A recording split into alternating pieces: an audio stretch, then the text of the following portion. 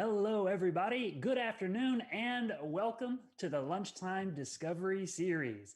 My name is Chris Smith. I am your host every Wednesday at noon for our special presentations. Thanks for being here. Thanks for joining us, hanging out at the North Carolina Museum of Natural Sciences YouTube channel or over on our Facebook page for today's very special presentation. Glad that you could be here. We've got a great program set up for you. In fact, we've got an excellent program given that the month of April is Earth Month. That, at least in our minds, because Earth Day falls in April, we just go ahead and take the whole month to celebrate all things science, nature, wildlife, conservation.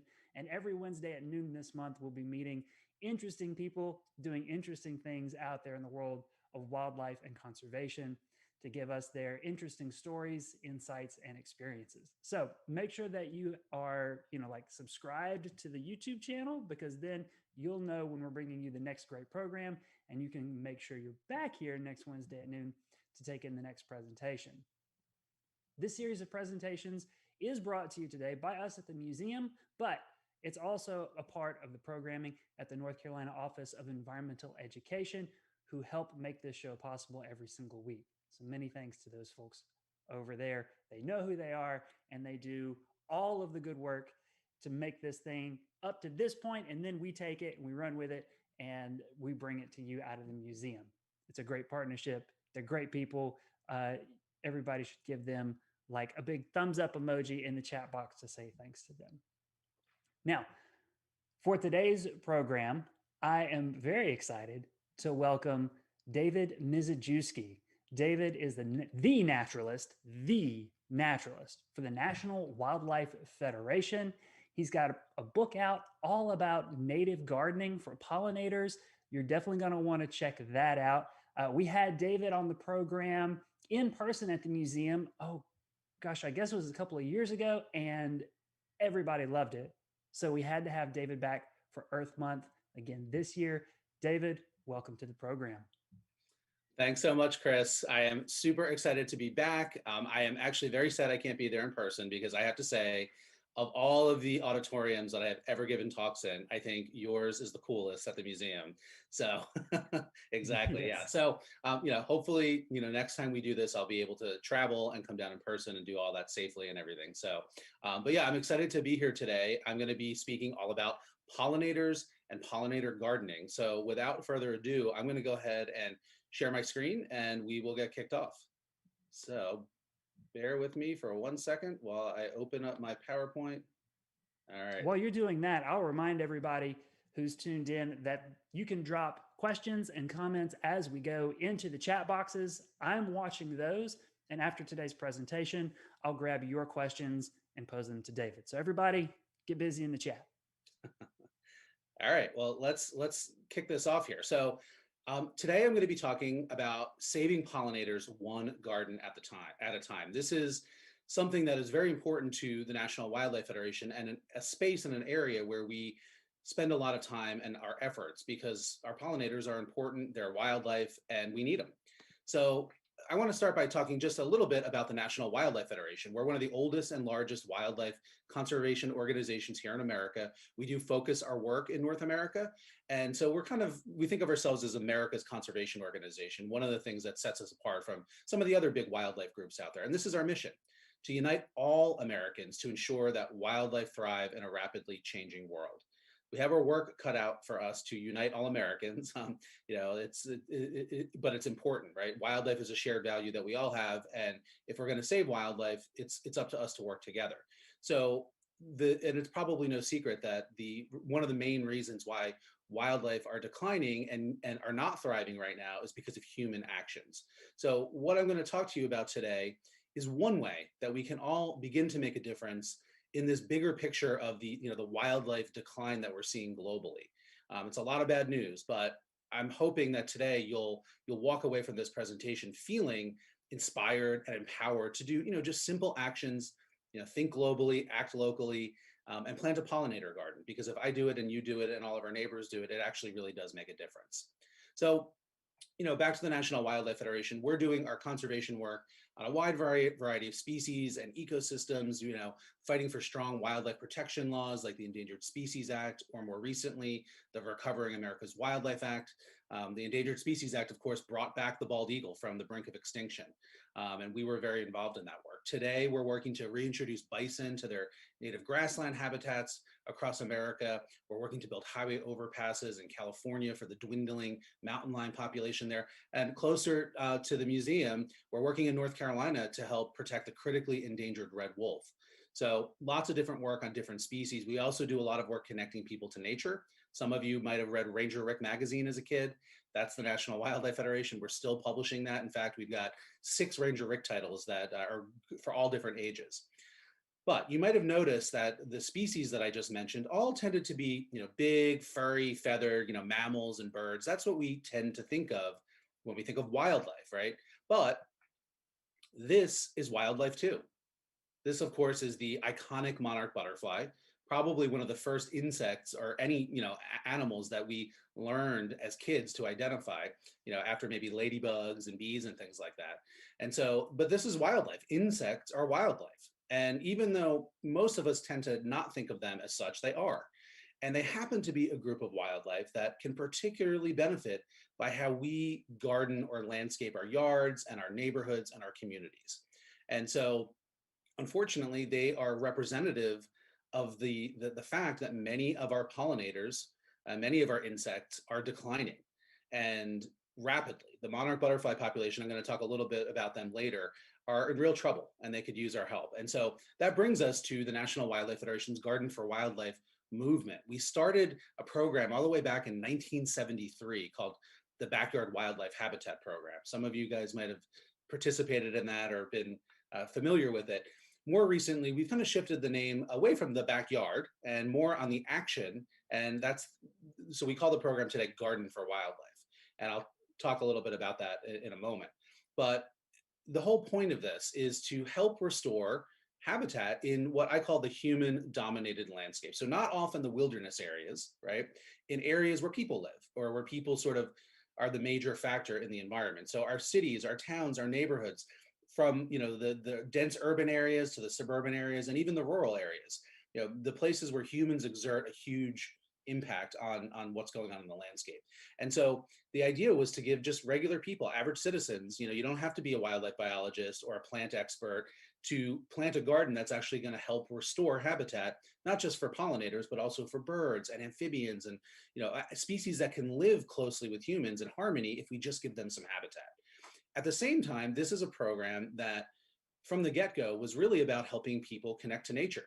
What we all probably feel like we could use a little bit more time outdoors in the fresh air, just experiencing the joys of nature. And what better place to do it than literally right outside your door?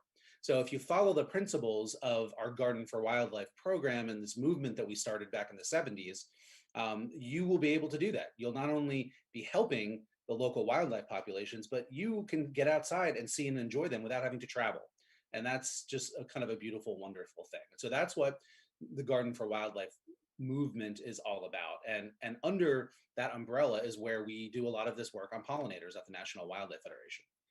So one of the first questions that I often get from people when I'm talking about gardening for wildlife, they're like, wait a second, I thought we don't want wildlife in our gardens. What's the story there? And yeah, in some cases, wildlife can eat your vegetables and things like that. But here's why. All wildlife species need habitat, and habitat starts with the plant community. Plants are the foundation of the food web.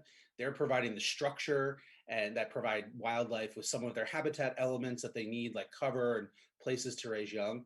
And that's true everywhere, not just out in the wilderness or in quote unquote natural areas. That's true in the middle of our cities. It's true in our neighborhoods. It's true in our very own backyards. Wildlife habitat begins with plants.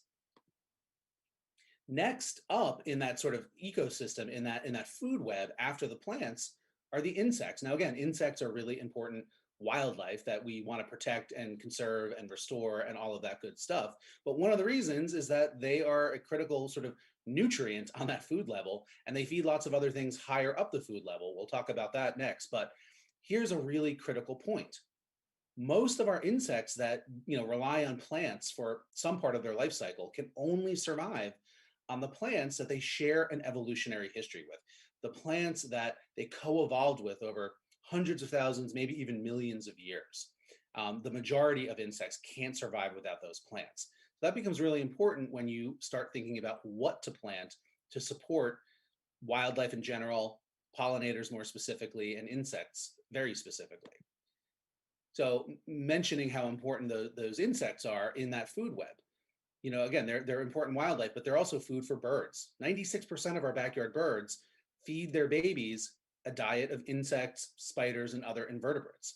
Without them, we couldn't have bird populations, right? And so, what it really boils down to, if you want to see more birds in your backyard, you really need to plant a garden that is producing lots of bugs, particularly caterpillars of moths and butterflies, grasshoppers, and then of course spiders, which aren't insects, but still invertebrates. So the insects are really important, and they have this very tight relationship with the plants.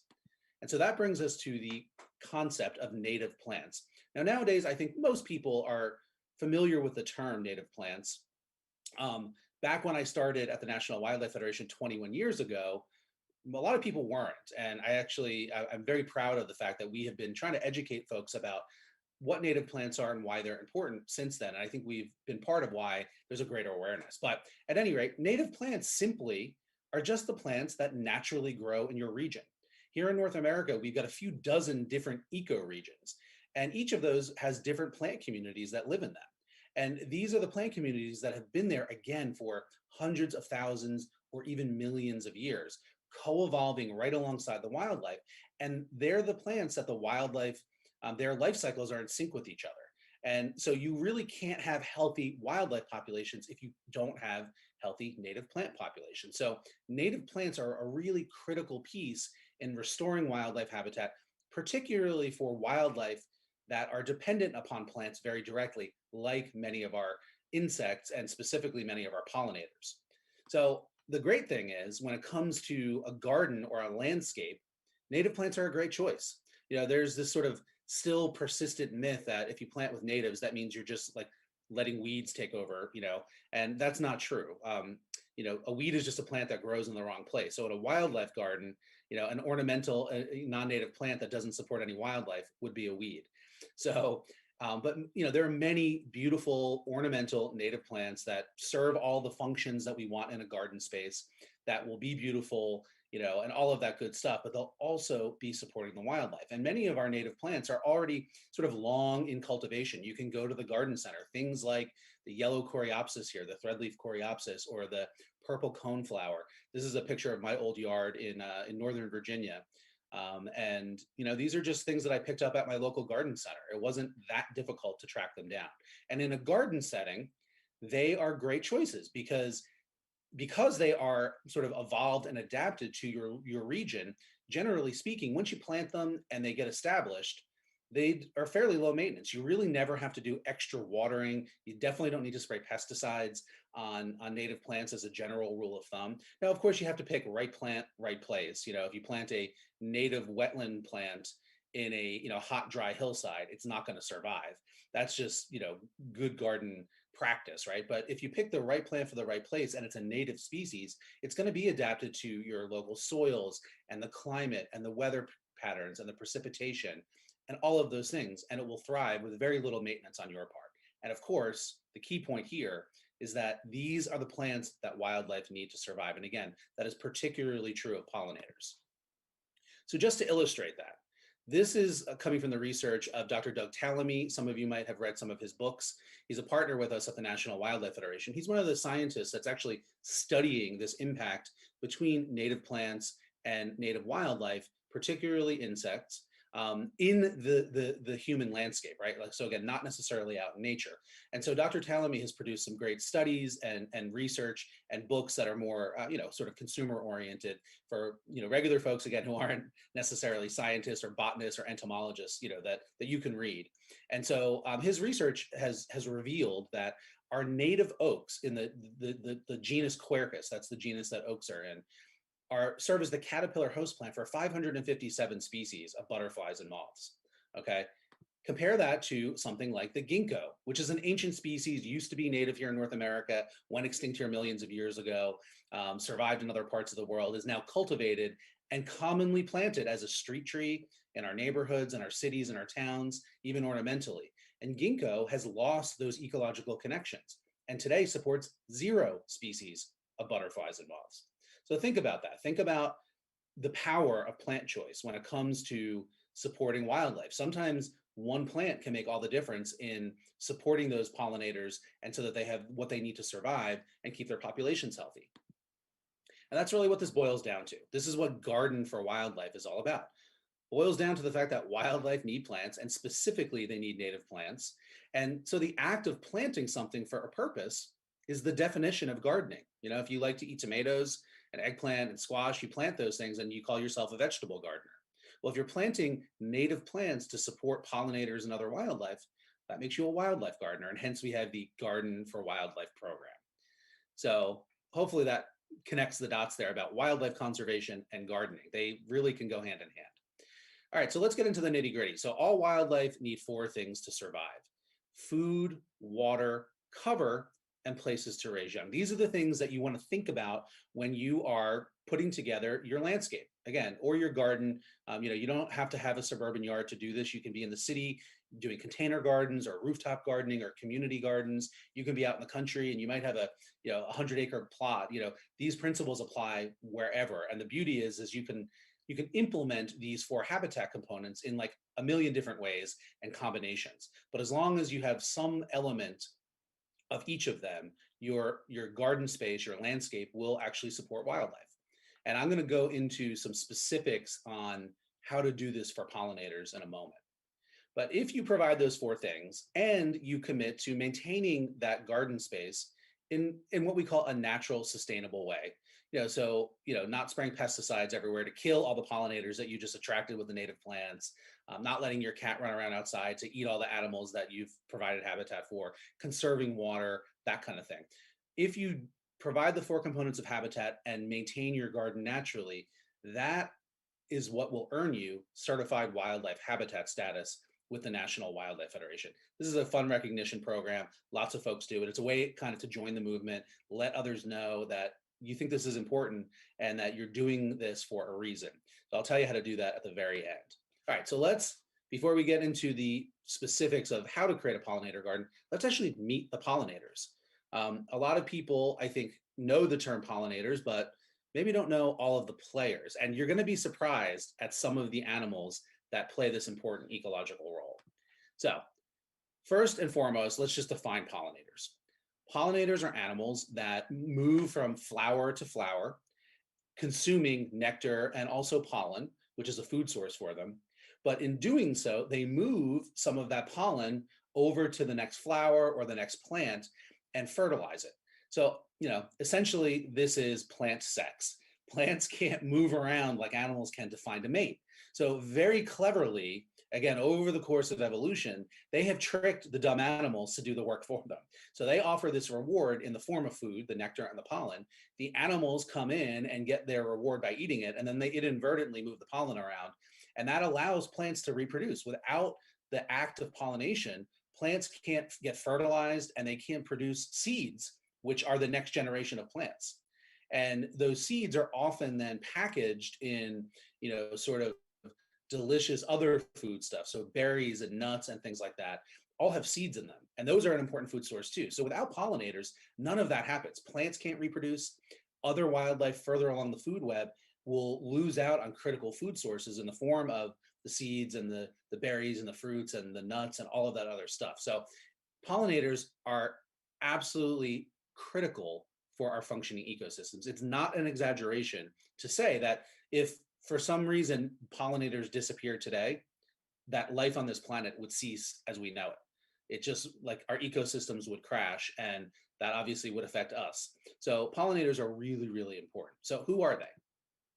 Bees are pollinators. I think, again, most people are aware that this is a role that bees play.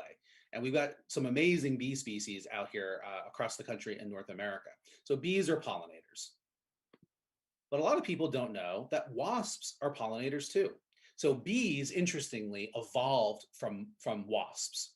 And you can kind of think of them as vegetarian wasps, if you will, because bees feed only on flower nectar and pollen.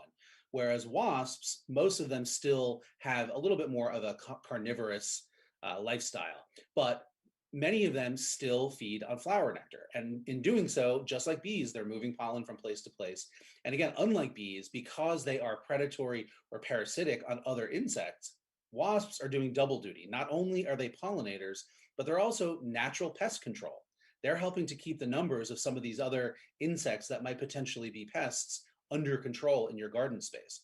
And the really neat thing is that just like bees, as we're going to find out in a second, the majority of wasp species are not particularly aggressive. So even though the females can sting, unless you really harass them, for most species of wasp, they're not going to mess with you. They're not going to try to sting you.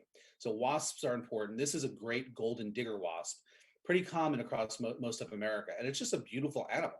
When you get to see it up close, it has beautiful colors. It's serving this important ecological function, and it's an important pollinator. And wasps as a group are important pollinators. So we've got the bees, we've got the wasps. Here's a surprising one. Many species of flies are important pollinators.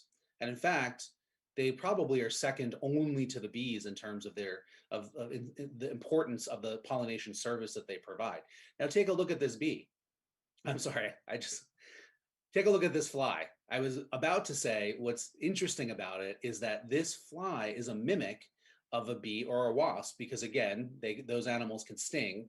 And so these flies have, and there's a whole bunch of them, have evolved a very similar color pattern to a bee or a wasp. And that gives them a little bit of added protection from things that might want to mess with them. And they might leave this fly alone because they don't want to get stung.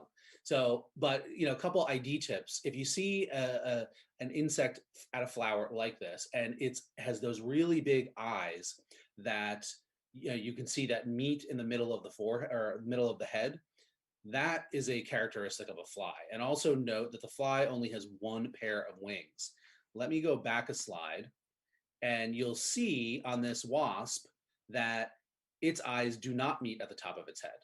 Wasps and bees have eyes that are on the side of their head. Flies have eyes that meet on the top of their head, as a general rule.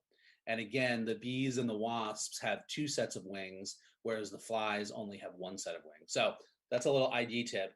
I encourage everybody to go outside this afternoon and see if you can spot any pollinating flies. But anyway, there's a whole group of flies called flower flies that, no surprise, feed on flower nectar and also serve as pollinators. Their young, fly young are kind of gross. They're called maggots, but their young are predatory. And so their young are out there on your plants eating things like aphids. So, you kind of want these flies around. They're serving important pollination roles, and also, just like the wasps, serving important, pest control services in your garden space. All right, brace yourselves. This is a mosquito, and mosquitoes are pollinators.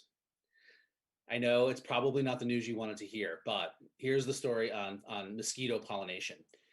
We tend to think of mosquitoes as bloodsuckers, and it is true. Female mosquitoes do seek a blood meal when they are getting ready to lay their eggs. They need that boost of protein in the blood in order to do that.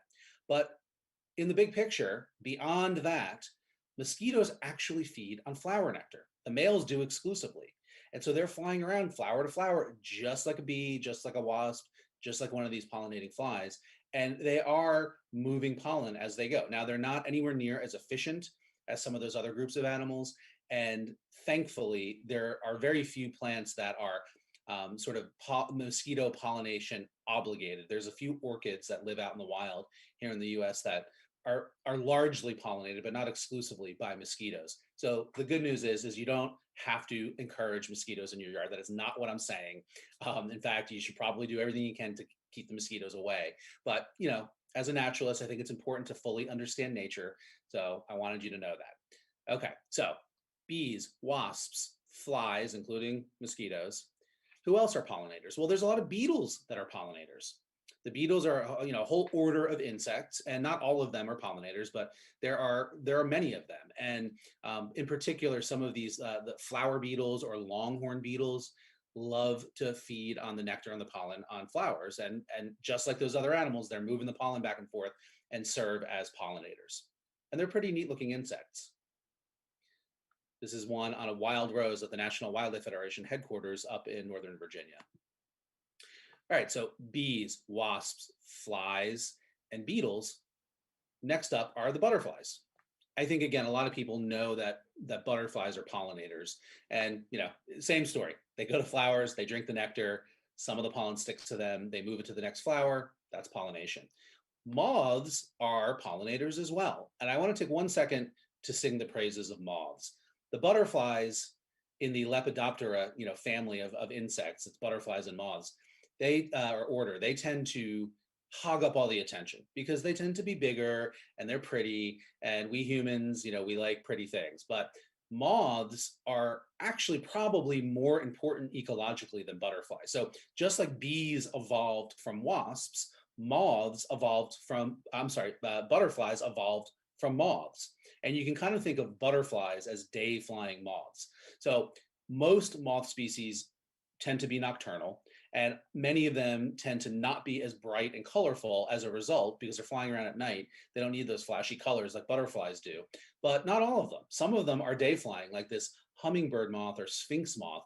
Beautiful insect, flies during the day. It's a moth, it's a pollinator. And the thing is one of the reasons why moths are more important as pollinators is just that there's more species of them. There's thousands of species of moths, so there's much fewer butterfly species. So just by sheer numbers, the moths are out there doing more pollination work, and those caterpillars that they're producing are more important just because there's more of them as a food source for those birds, those backyard birds that I was talking about earlier. So moths are cool, they're important, they need love too. It's not just about the butterflies. And you can see why this is called the hummingbird moth, by the way. Oh, and one other quick ID tip, just like with the flies and the bees and the wasps, moths have antennae that are kind of feathery. And you can compare that to a butterfly, which has what we call club antennae that are kind of long and straight, and they have this little knob on the end. And so that's one of the key differences between butterflies and moths in terms of identification. Moths tend to have fat bodies, and they're a little bit furry. Some butterflies have fur on them, like this fritillary, but not all of them do. And most moth species, when they're at rest, hold their wings kind of flat against the surface that they're resting on, whereas butterflies fold them up over the back of their body. So just some ID tips for butterflies versus moths. All right, so we've covered the insect pollinators that we have here in North America. There are some other groups of animals that serve as pollinators. Hummingbirds. Hummingbirds are pollinators. Hummingbirds drink flower nectar. And this is a really neat visual example of the idea of co-evolution. So many of the plants that hummingbirds pollinate and that provide a food source to hummingbirds have these long tubular flowers. And the hummingbirds have these long beaks with a long tongue with a little feathery tip. And they just kind of go together like two pieces of a puzzle, and if you remove those native plants that have that functionality designed specifically to feed and attract those hummingbirds, well, the hummingbirds lose habitat. And just look, you can see in this picture, this is coral honeysuckle. It's one of our native honeysuckles. It's a vining honeysuckle, grows over a lot of the eastern US. The flower, again, it has that tubular shape, and you can see the pistils and the anthers. Those are the reproductive parts of the flower sticking out. And so as the hummingbird goes in to get a drink of nectar, the anther that has the pollen on it rubs on the chin of that hummingbird. And then when it goes to the next flower, some of that pollen will rub onto the pistil, the sticky tip of the pistil on the other flower, and move it. And so that's how the pollination happens. And it's just, again, so beautiful and so connected. And again, you really can't have one without the other. That is the strength of the connection between native plants and native wildlife, and why, if you want to support wildlife in your garden, the focus really should be on those native plants. So hummingbirds, east of the Rockies, we've got the ruby-throated. West of the Rockies, there's a handful of other species. I think there's a total of 12, 14 that range throughout the US, but east of the Rockies, it's pretty much only the ruby-throated hummingbird, at least at this time of year. Every once in a while, some of the other species show up, but those are generally not that's not the common habitat for them. All right, so insects, those birds, the hummingbirds. Orioles are also nectar feeders, might be some level of pollination going on there, but not critical. The other group of pollinators that we have here in North America are bats. Now, we've got 47 species of bats in North America. Most of those are insectivorous, so they're out there, eating billions of insects every night, providing that ecological service. But there's two species that range up into the U.S. They are the Mexican long-tongued and the lesser long-nosed bat. And these bats are evolved like hummingbirds to feed on flower nectar. And specifically, they have this relationship with cactus and succulents that grow in sort of arid desert regions. So these bats range as far north as the desert Southwest, Southern California, so Arizona, New Mexico, those places. And if you live there, I know most people are probably in North Carolina or the Southeast that are watching today, but maybe we have some folks from the West. You might see this, and that would be pretty awesome. Both of these bats are endangered, so they're pretty rare, but they're out there and they're pollinating. And believe it or not, they pollinate things like agave, which gives us tequila and agave nectar, foods that we humans eat. They're pollinators of bananas.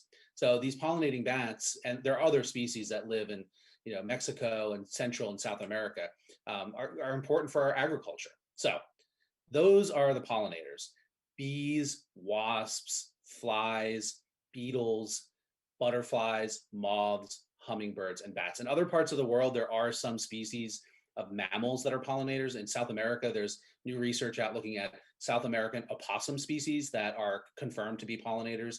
In Australia, there are Australian possums and probably other species in other parts of the world that I'm not super familiar with. But anyway, hopefully now you have a sense of the kinds of animals that play this role in the ecosystem. So of them all, bees are the most important pollinators. And that is because bees probably have the tightest coevolution with the native plants in terms of their body structures and their behaviors being just so in sync with the structures of the plants and also the numbers of bees that are out there.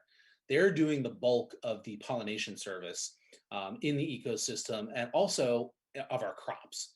So not only are these pollinators important for the natural environment, but they're also important for our food systems, for our economy. So these are pretty important animals. So yeah, bees are the most important pollinators. But here's the thing. Everything you know about bees is wrong, or you think you know about bees is wrong. And here's why. It's because mostly we only know about the honeybee.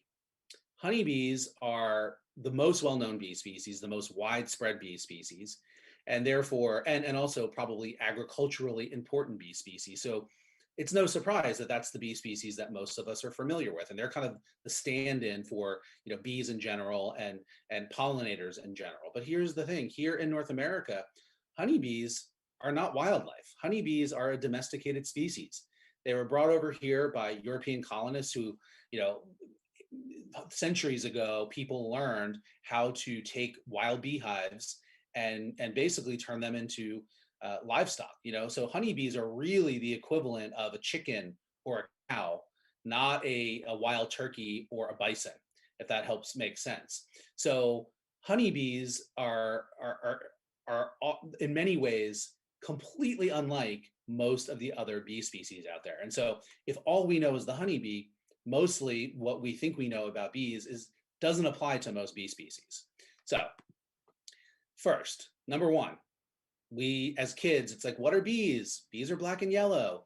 And a lot of them are, and that's why those flower flies mimic that black and yellow coloration of the bees and the wasps. But many of them aren't. Bees come in a wide variety of sizes and shapes and colors. A lot of them are metallic, greens, blues, blacks, reds, golds, like some of these. These are all bees. And you probably have some of these species flying around in your yard and saw them and had no idea they were bees because, again, we think that all bees are black and yellow, but they're not. And I should mention too, we've got in North America, well, globally, there's 20,000 species of bees. And here in North America, we've got roughly 4,000 species. This does not include the honeybee. that are out there doing this critically important pollination service. And again, most people have no idea that these animals exist. So not all bees are black and yellow. In fact, the majority of them are not. Bees do not live in hives, and they don't have queens, at least not the majority of them. So 90% of bee species are what we call solitary. So they have no social structure. It's not like a hive of honeybees or bumblebees, which is our group of native bees that do live socially and do have queens, or wasps. Some wasp species are social and they build, hives and hornets and things like that. Most bee species, 90% of them are solitary. So it's one individual female bee, she mates, and then she lays her eggs in a tunnel, usually in the ground. Of those solitary bees, something like 75% of them are nesting in tunnels in the ground, not in a hive that they build, not in a box, anything like that. The other 25% of our solitary bees, which again are the majority of the bee species, that other 25% are doing the same thing, but instead of tunnels in the ground, they're finding tunnels in dead wood, so an old decaying tree or a fallen log, or within the stems, hollowed out old stems of plants. So, wildly different than the honeybee. So the individual female bee, she lays an egg in the tunnel. She gives it a little ball of pollen and nectar that she's gathered. She builds a little wall and makes a little chamber, and then she'll fill that tunnel with a whole series of these. So really radically different than what the honeybee does. Once she does that, she leaves. She doesn't protect them. And that's another thing that's different about most of our bee species. As I mentioned earlier, they're not social. So they're not protecting, sort of a cache of honey. They're not protecting all of their larvae. So therefore, they are not aggressive and they really do not sting unless you actually were to walk up and grab that bee in your hand and try to squeeze it. Would these bees sting? So they're actually very gentle, docile, really great insects to have around. So not all bees are black and yellow. The majority of bees don't live in hives. They don't make honey. They don't have queens. The other thing that's different about our native bees is that unlike honeybees, which are generalists, they can nectar and pollen, they can gather pollen and nectar from a wide variety of blooming plants. Many bee species are pollen specialists, and they can only gather the pollen resources from specific native plants, again, that they co-evolved with. So similar to butterflies and moths, that their caterpillars have evolved immunity to the toxins that certain plants produce to keep insects from eating them. Those caterpillars, they can't be immune to every single plant toxin, so they specialize in immunity to the toxins of certain plants, and those become the only plants that those caterpillars can eat. We call them host plants for the caterpillars, and we have a pretty good knowledge and understanding of that process and what caterpillars go with what plants. This knowledge about pollen specialist bees is a little bit newer, and it's something that we're studying right now and trying to develop more of an understanding so we know what plants to recommend to people to put out there. And we're getting there. We're developing some plant lists. I'm going to tell you how you can get some of those at the end. But this is an example of a native North American bee, one of my favorites. It's called a squash bee.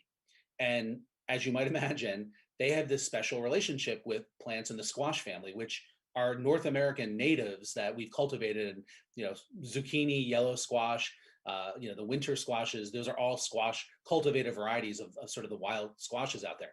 The squash bees are perfectly happy to use the cultivated varieties in our garden, but they need those squash family plants in order to survive. And what's really neat about them, one of the things that I just love is that the male squash bees, again, these are bees that do not form hives. So where do they go at night?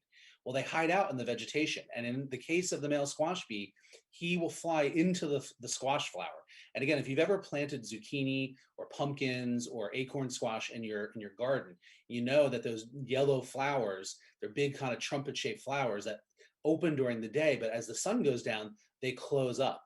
And so the male squash bees go in there and the flower closes on them, and that's their little bedroom for the night. They're nice and snug and safe in there. And then in the morning, when the flowers open, the female bees become active and they start going in there to get the nectar and the pollen, and the males are there and they're ready to mate with them. So it's a nice little system that they have going on there. But again, the point is some 30% of our native bees are pollen specialists and can only survive with the specific native plants that they evolved with. So those are the plants that if we want to help these bees, we want to plant. All right, so I will give you the specifics now on what you need to do in your garden space in order to provide those 4 components of habitat: food, water, cover, and places to raise young, specifically for pollinators. And it's going to be a little bit different in some cases for, certain pollinators versus others, but it's actually pretty simple. It's not complicated to plant and create a pollinator habitat in your yard, your garden, or your neighborhood, because it starts with these: blooming plants, native plants in particular. That's pretty much 90% of the job. If you fill your garden space with a variety of blooming native plants, you're going to provide a diversity of pollinating wildlife with the pollen and nectar resources that they need. Now, you want to think seasonally. So there are certain plants that bloom at this time of the year in the early spring. There are other plants that are going to be blooming in the summer, and some that actually bloom well into the fall. So you want to think 3 seasons of blooms in your garden. And when you're designing it, when you're picking your plants, you want to also think about how you plant too. Planting in kind of clumps oftentimes is considered a little bit more attractive. It's easier for the pollinators to find a patch of something that's blooming. But at the same time, you want to plant diversely. So don't just put one kind of plant, put a bunch of different kind of native plants, and again, kind of plant them in clumps or drifts. And that will make your yard or your garden space the most attractive to the most pollinators from a food resource point of view. So I want to talk about butterfly bush because, as its name suggests, this is the go-to plant for many people and has been for many years.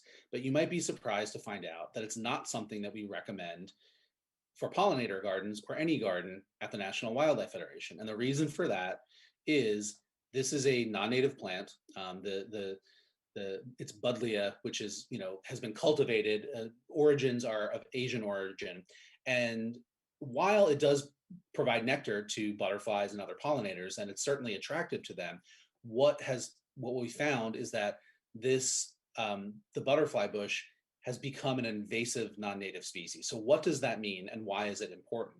So invasive plants essentially, or species in general, because animals can be invasive too, are species that have been moved by humans almost always outside of their sort of native range, where again, they established over hundreds of thousands or millions of years in harmony with the other species, in balance.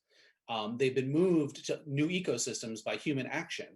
And that doesn't necessarily mean immediately that a non-native species is going to be problematic or it's going to become invasive. But some species essentially escape cultivation. And they in essence jump the garden fence and get out into natural areas. And because they are in this new ecosystem, they don't have the checks and balances that they would in their native ecosystem, and they tend to reproduce and overtake that ecosystem. So the end result is that the invasive plants reduce the diversity. It's a little bit counterintuitive. Sometimes people think, oh, well, if we add new species, that's increasing the diversity. But that's not what happens, because they get out into nature, they take over the native habitat and outcompete the dozens or hundreds of native plant species that otherwise would be there. And those plants disappear in favor of some of these non-natives, and the ecosystem degrades. They become less diverse, less complex, and they can support less pollinators. And butterfly bush is a real problem in certain parts of the country, in the Pacific Northwest in particular, but we're finding it in the Northeast and the Mid-Atlantic more and more escaping. Now, there are supposedly sterile cultivars that can't escape, but at the end of the day, when there are native plants that serve the same function and are beautiful, that's what we recommend people focus on first. So if you have butterfly bush, if you can dig it out and replace it, that's a great thing. If you can't, it is what it is, right? But I would recommend trying to not plant more of it. And if you see it popping up, it spreads by the wind, so it could be a mile down the road from your plant, and so you might not necessarily see them right underneath your plant. But at any rate, encourage you not to plant butterfly bush, but instead plant native wildflowers, native trees and shrubs. And I'm going to tell you how to find out what's native to your area. So food, nectar and pollen for most pollinators, comes in the form of the flower nectar. Just plant those blooming plants. I was just talking about caterpillar host plants. That's another way you can provide food. And this is double duty, because this is also that 4th habitat component, places to raise young. So I've already explained this relationship between the caterpillars of butterflies and moths, and native plants. Most species only have a handful of native plant species that they can feed on. If those don't exist in the landscape, neither do the butterflies and moths. So think about including caterpillar host plants as well as the blooming nectar plants when you plan out your pollinator garden. Now you can put out a feeder for butterflies. You see these in butterfly houses. That's where this picture was taken. A lot of butterflies, in addition to or instead of flower nectar, actually feed on delicious savory things like rotting fruit, animal dung, and rotting carrion. And oftentimes it's butterflies that live in more woodland environments where you don't have as much sun. So therefore there's not as many blooming plants that are evolved to eat these things. They also eat sap from trees. So a butterfly feeder can kind of simulate that. You can put out your overripe fruit, and you can actually add a splash of alcohol to it, some wine or some rum or something like that, because these fruits naturally ferment, and that's one of the ways the butterflies find them. They follow the scent trail. So you can do something like this, but as always, feeders should only ever be a supplement. Really focus first on feeding with the native plants. And of course, if you have raccoons or other animals, mammals, bears or something like that coming to eat out of this, you really should take it down. We don't want to artificially feed those kinds of animals because it breaks their natural behavior. So mostly food is going to be about planting blooming plants and caterpillar host plants. For hummingbirds, they're going to feed on, again, those native plants that they evolved with. You can also supplement with a hummingbird feeder. Lots of different models out there. Avoid the red dye in the feeder. It doesn't really, it's not necessary because most of the feeders are red, which is a color that the hummingbirds are attracted to. And we just don't know what the impact is on hummingbirds. So better to go with just plain old 4 parts water, 1 part white sugar, not natural sugars, not honey, and God forbid, not calorie, 0 calorie sweeteners. White sugar is bad for us. It's what hummingbirds need. So when you mix it in that concentration, 4 parts water, 1 part white table sugar, dissolve it, you can heat it or boil it, and then cool it, and you can fill your feeders. That's very similar to flower nectar. That's what the hummingbirds need. You just have to change it regularly because it can spoil, and that can make the hummingbirds sick or make them avoid your feeders. So when the weather's warm, I'm talking like every other day, maybe every 3 days. So you have to, if you're going to put a feeder out, you have to do the work to maintain it. Again, if you're in the desert Southwest, you might attract some pollinating bats to your nectar feeder. So that's it for food. For water, again, pretty simple. Pollinators, many of them do need water. Hummingbirds need to drink, bats need to drink, but most of the insects often, they also need liquid as well. So they're not going to visit a big body of water because insects are afraid of falling in and drowning. So you can get a bird bath and fill it with rocks, and that just gives them a nice little landing pad where they can safely get a drink without really falling in. And if they do, they can climb out. Hummingbirds, like I mentioned, love a bird bath, but they really love moving water. So if you can add a fountain, or they sell these cool mister devices that you can attach to a bird bath, hummingbirds are really attracted to those, and they'll kind of take a bath and get a drink right on the wing. It's kind of neat. And butterflies actually will utilize just a muddy patch of soil. They engage in a behavior called puddling, where they come and they drink up that muddy water, which has a ton of dissolved minerals in it. And they need that. So if you have a wet, muddy patch in your yard and you can't figure out what to do with it, you can't get grass to grow, and you're thinking about spending a ton of money on it, maybe you just let nature take its course, plant a few wetland plants, and keep just a little bit of that mud patch. Not standing water, because we don't want the mosquitoes to get in there, but if you do this, the butterflies will appreciate it. It'll be a source of water for them. All right, so let's talk about the last 2 habitat components, cover and places to raise young. Kind of lump them together because for pollinators, they're in many cases very similar. So cover is just the idea that animals need a place to get out of the bad weather, to hide from predators, and places to raise young is the idea that animals need the resources to actually reproduce, to build their nests or dig their dens, to lay their eggs, all of that kind of thing. So how do you provide that? Starts with your plants, again, just like with food. So with cover, it's largely about how you plant, right? Less about what you plant. But if you're planting native plants to provide the food resources, like I mentioned earlier, plant densely, plant diversely. And if you plant like that in these big swaths of native plants, not only will it be attractive as a food source, but it'll provide lots of cover. Think about how many insects could be hiding out and hanging out in that vegetation there versus a lawn, right? So you begin to get the idea. Plant densely is really the core concept for cover for pollinators. Now, again, hummingbirds, they are, they're birds. They need to build nests. They build their nests in the branches of trees and shrubs. So if you want to provide both cover and places to raise young for them, include trees and shrubs in your yard. Easy as simple as that, right? We talked about the native bees and the fact that most of them, 90% of native bees are solitary. So most of those are nesting in tunnels in the ground. Now, there's not much that you can do to create this habitat, but if you have this habitat and you see individual bees flying in and out of a tunnel, save it, protect it. Don't cover it with mulch, don't plant over it, and God forbid, don't spray it. These are important nesting resources that these bees need. And so the yellow jackets are a species of wasp that are social. They do form hives, and they do also nest in the ground. These are different than the ground nesting bees. A lot of people call yellow jackets ground bees. They're actually wasps, and they can be aggressive, and they will readily sting you. And I know that from experience, and I'm allergic to them.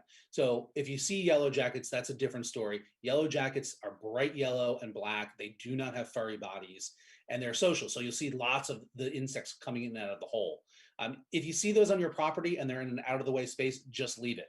If you have yellow jackets next to your front door, yeah, I would call somebody in to help remove that. But that's completely different from these native bees. So again, if you see an individual bee going in and out of a tunnel, protect her, because she's a mom and she needs that as a place to raise her young. Fallen wood can be an important both cover for insects as well as places to raise young for those the other batch of native bees that are nesting in tunnels. Again, remember, 90% of our bees nest in tunnels, not hives. And of them, 75% are nesting in the ground, and roughly 25% are using tunnels and old wood that maybe termites had burrowed in at one point, or carpenter ants or woodpeckers drilled holes into. So if you have that kind of habitat resource in your landscape, that's a nesting spot for these native bees. So if you have a fallen log, keep it. If you can build a brush pile, if the aesthetics of your neighborhood allow for that. And obviously, if fire's an issue where you live, you don't want to do this, but that's a way that you can provide both cover and places to raise young: a brush pile, a fallen log, even a dead standing tree. You can put out one of these insect hotels or a butterfly house. These are designed to provide cover and nesting places. There's not a lot of science on whether or not these actually work, but they're kind of a hot trend right now. And they certainly, to my mind, wouldn't hurt, but there's no guarantees anybody's actually going to use them. That might change as more research is done on them, but in many ways, they are largely ornamental, and there's nothing wrong with that. You can buy bumblebee nesting boxes like this. Again, not a lot of science on whether or not they're really going to work to attract a queen bumblebee. Again, bumblebees are native bee species that are social. The queens nest in usually old rodent burrows in the ground usually. So you can bury one of these. Again, I would just mostly focus on the natural habitat, and the bees will mostly find what they need. But if you're into sort of boxes and things, you can find plants for these or even purchase them. For the native tunnel nesting bees, you can also get a bee house like this, where it provides those tunnels, and the individual bees will go in and seal up the tunnel. This is one in my yard.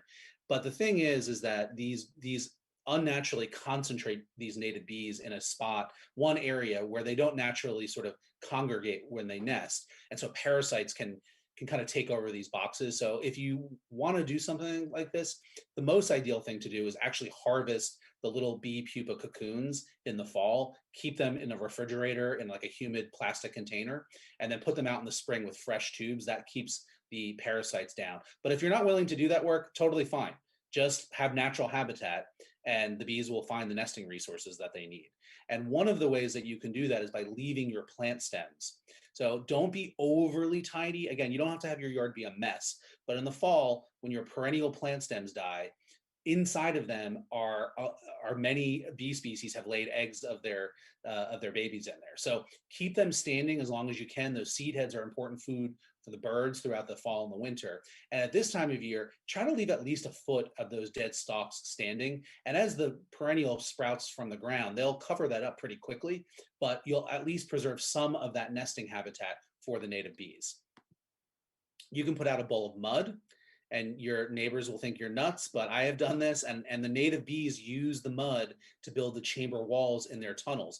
And by the way, so do birds like robins and phoebes. They use mud as a building material in their nests. So I did this because I didn't have a muddy patch in my yard. So I created one and I planted flowers around it, and it worked. It did attract the wildlife to get this resource that they need for nesting.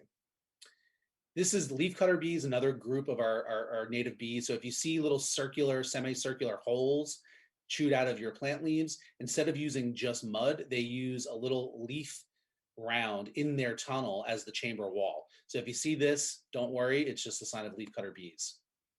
All right, before we end here, I want to quickly talk about monarchs. I'm going to go through this pretty quickly because we're short on time.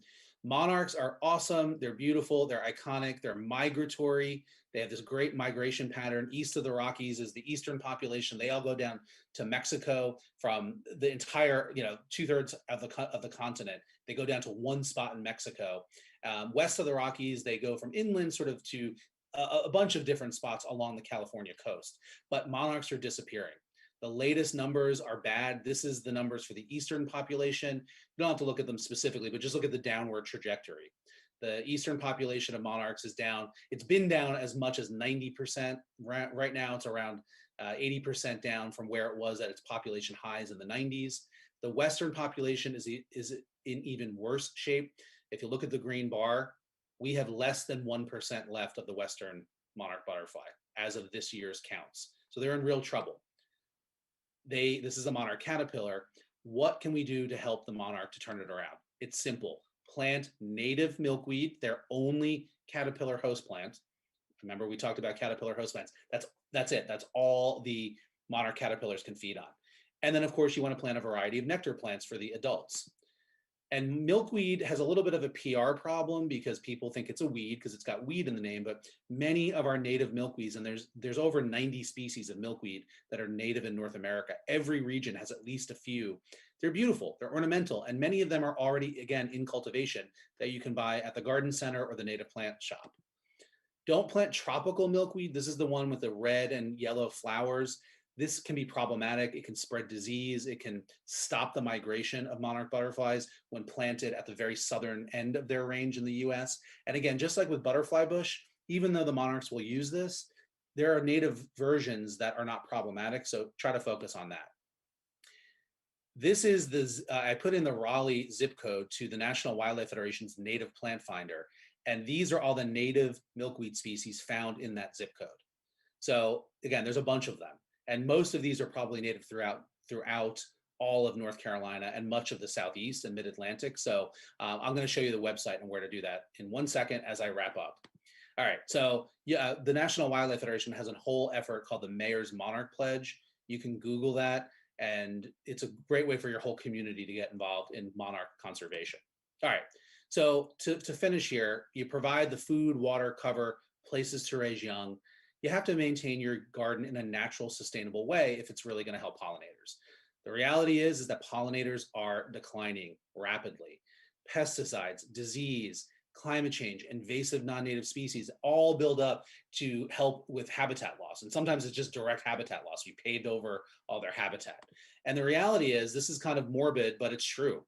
If pollinators disappear, we human beings are going to be significantly negatively impacted, as well as much of the life on this planet. And the sad reality is that this is what most Americans, strive for as the ideal yard. And this is dead. This doesn't support anything, really. This giant lawn with a handful of non-native plants that have no ecological connections whatsoever. But if we can go from this as the ideal to something like this, there's still some lawn, that's the people habitat, but lots of beds with beautiful blooming native plants, we can turn the tide on the decline of the monarch butterfly, on the decline of the rusty-patched bumblebee, which is listed as an endangered species, the very first bee species in North America to get that dubious distinction. Used to be common in suburbia, it's disappeared. So we can change this if we change the way that we garden our landscape. And so after you provide the habitat and plant the natives, please don't use pesticides.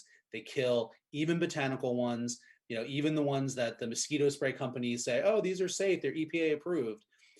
that might be true, but that does not mean that they're still not going to kill our beneficial pollinators. So please avoid them, use organic gardening techniques. And you can do this anywhere, in your own home, but at your office, at your kid's school, if you live on a farm, if you live in the middle of a city, do it at community gardens. You can create pollinator habitats anywhere. And the National Wildlife Federation will recognize them as certified wildlife habitats. Again, this is a recognition program. I'm not going to show up with a clipboard and judge you. It's a simple online application.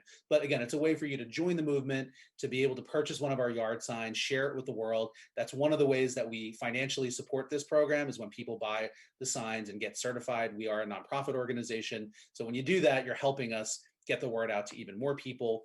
You get a great certificate. We've got multiple different kind of signs. I just wanted to show you that. So I'm going to finish with the resources. I'm going to go through this quickly because I want to try to take questions if we can. Go to our website, nwf.org/garden. Lots more on everything we talked about, notably our native plant finder. So this is where you can put in your zip code and you will get a list based on the actual scientific research of Dr. Doug Tallamy.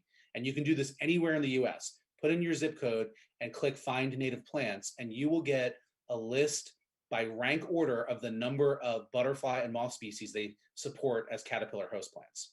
And you can also search on the butterfly. If you want to attract a specific butterfly, you can find the plants that you need to plant. So definitely check that out. That is at the Garden for Wildlife website, nwf.org/garden.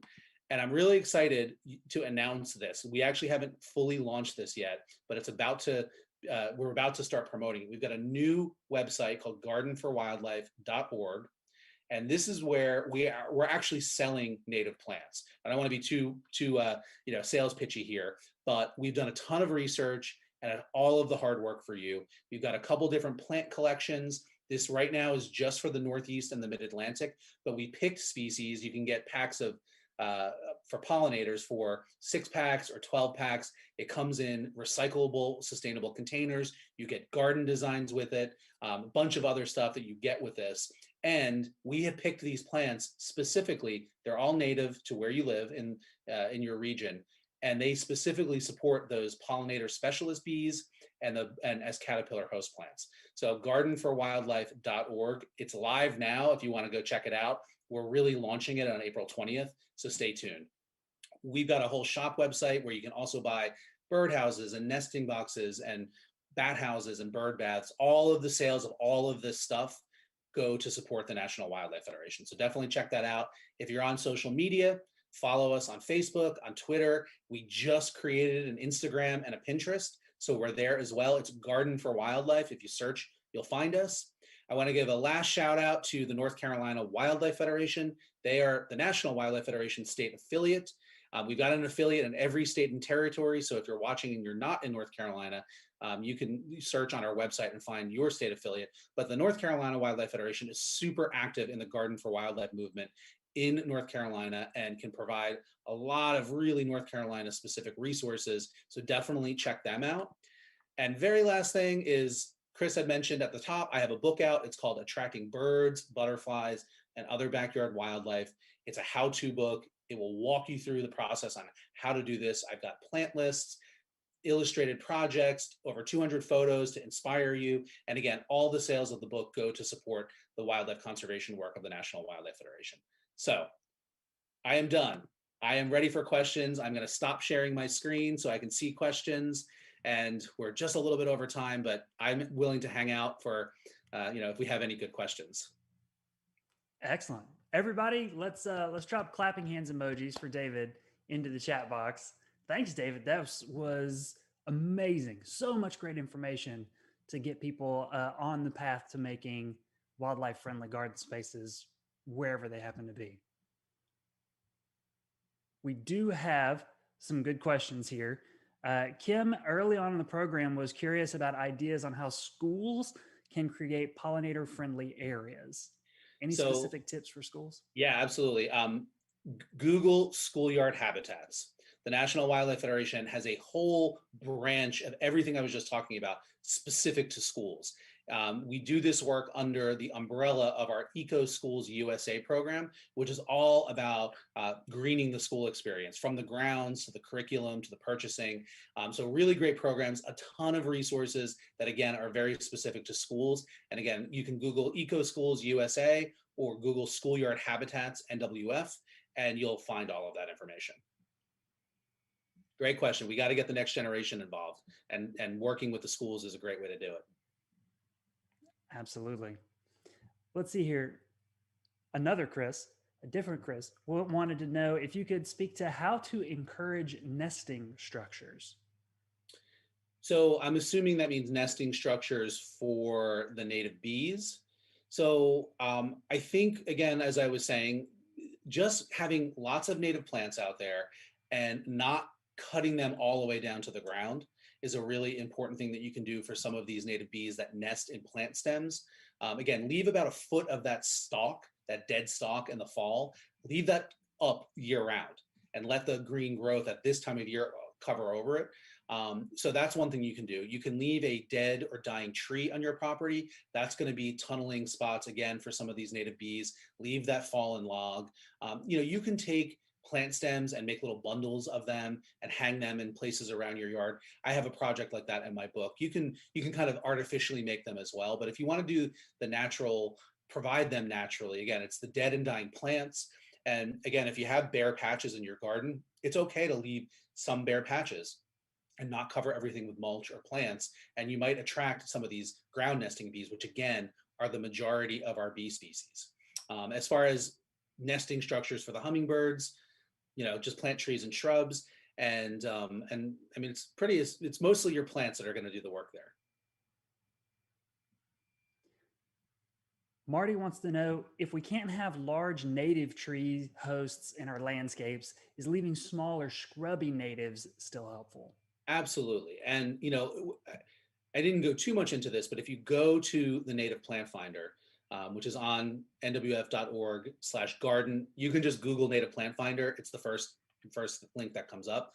You'll see that when you put in your zip code, we've broken the results out by perennial herbaceous plants and grasses and woody plants, trees and shrubs. And so you'll see lots of different options. You don't have to have a giant oak tree, for example, if you want to provide caterpillar host plants. There's a lot of herbaceous plants that do as well. But what's interesting, and what a lot of people don't realize, is that it is the woody plants that are supporting more caterpillars. We think of butterfly gardens and we think of these bright, sunny, wildflower-filled gardens, but you got to plant some trees and shrubs too if you want to support the caterpillar. So definitely do that and scroll through the list. This is still in beta mode, so we don't have all the photos for all of the plants, but the results are going to come up by the genus. So I mentioned Quercus is the genus that oak species are in. So you'll see the genus come up and it'll say 557 species. If you click on that, you will get a list of the species that are native to your zip code, a shopping list, if you will. And then you can take that when you go online or when you go to the nursery or the native plant sale and be on the lookout for those native oaks or whatever woody plant or herbaceous plant comes up as the results in the Native Plant Finder. But yeah, shrubs are totally fine. Excellent stuff. Okay, do you have any advice on finding landscape designers, professionals to help you plan your yard? Yeah, this is an area that we've done a little bit of work at the National Wildlife Federation. We haven't really quite figured out how to really connect all the dots there. What I would recommend is, first and foremost, I'm not sure, again, if you're in North Carolina, but if you are, contact North Carolina Wildlife Federation. Again, they probably have lists and resources that are on that state level that I'm not aware of. I often also recommend contacting your Native Plant Society. Every state or region has one, and they oftentimes have lists of not only nurseries, but sometimes even landscape designers that can help. And honestly, I would just Google, ask in your local, so many communities have Facebook groups nowadays that are all about like the gardening and whatnot. I would just ask, get word of mouth recommendations. But what's really important is you want to be an informed customer, and you want to ask and ask this designer, I want to plant native plants. I want to restore habitat. Tell me how you would do that, because a lot of people might market themselves, oh, I'm going to plant, for butterflies, and then they fill your yard with butterfly bush. And that's not really what we want. So just be an informed consumer and use the knowledge that you've gained, from watching this presentation or reading our websites or talking to other experts. And you can help move the needle on this as a consumer. And I think we sell ourselves short sometimes, but a lot of people say I can't find native plants, which, by the way, is why we're launching this whole native plant online for sale initiative, is because that's the #1 question we get at the National Wildlife Federation and have for decades. People say they reach out, they say, how do we help wildlife? We say plant natives. They say, where do I get natives? And we go, and so that doesn't help. So we spent a lot of time in the last couple of years really being thoughtful and building out this shopping experience where you can buy native plants that not only are native, but they're native to the region where we're selling them, which is why we're only doing it regionally right now. Eventually, we're going to spread west. But we picked plants that are the straight species, not cultivars that look wildly different and might not actually support wildlife. And we picked them specifically to help support these native pollen specialist bees, the butterflies. So we've done a lot of that work for you. But again, you can be asking for those things when you're looking to hire somebody locally. And share this information with them. And the more we do that as consumers across the board, we can help shift the industry. In fact, I was just before this presentation, I was in my local Facebook garden group. I live in New Jersey, just outside of New York City, and somebody had posted a picture of Japanese barberry, which is still commonly planted across a lot of the eastern US, but it's a horrible invasive plant. It gets out into the woods and the deer don't eat it, and it completely takes over and destroys the habitat for lots of animals. And, and I was saying in there, I was like, if we all call the nurseries and say, we don't want this, we want native plants, like that's going to move the needle more than me as a environmentalist preaching, right? So use your voice as a consumer, and together we can start to get more of this native plant material that's going to support wildlife and less of some of these, traditional plants that the nurseries keep selling because people keep buying them. David, amazing stuff. Thank you so much. You're welcome. Thanks, everyone. Everybody, make sure that you check out the National Wildlife Federation's website. I'm sure if you just poke around there a little bit, you can also find the links to get David's book if you're interested in getting some real good how-to in your hands for planning out your gardens. I think I'm going to have to step outside for a few minutes. I'm going to take my lunch break in my pollinator garden now and see if I can find some early spring pollinators, because now I want to go take some pictures and document what's outside. And everybody, I think take David's advice. Get engaged, get involved, and that's how we save wildlife and create habitat. So, David, thanks again. Everybody tuning in, thanks for being here for the Lunchtime Discovery Series. We will be back here next Wednesday at noon with another great presentation for Earth Month. Don't miss it. Next week, out of the museum, we're celebrating the Triangle SciTech Expo. Monday through Saturday, we have great presentations on science, technology, engineering, mathematics, nature, wildlife, conservation, climate change, anything you're interested in the realm of science and nature. We're going to be taking on those issues next week. Make sure that you hit up naturalsciences.org to sign up for all of our free virtual programming that's happening. You can also follow the North Carolina Office of Environmental Education. They're on Twitter as at North Carolina EE. Their website is eenorthcarolina.org. And of course, we're all at Natural Sciences on Facebook, Twitter, and Instagram. So everybody, thanks for staying late today. Hope that you have a great rest of your week. We'll see you again next time. Bye, everybody.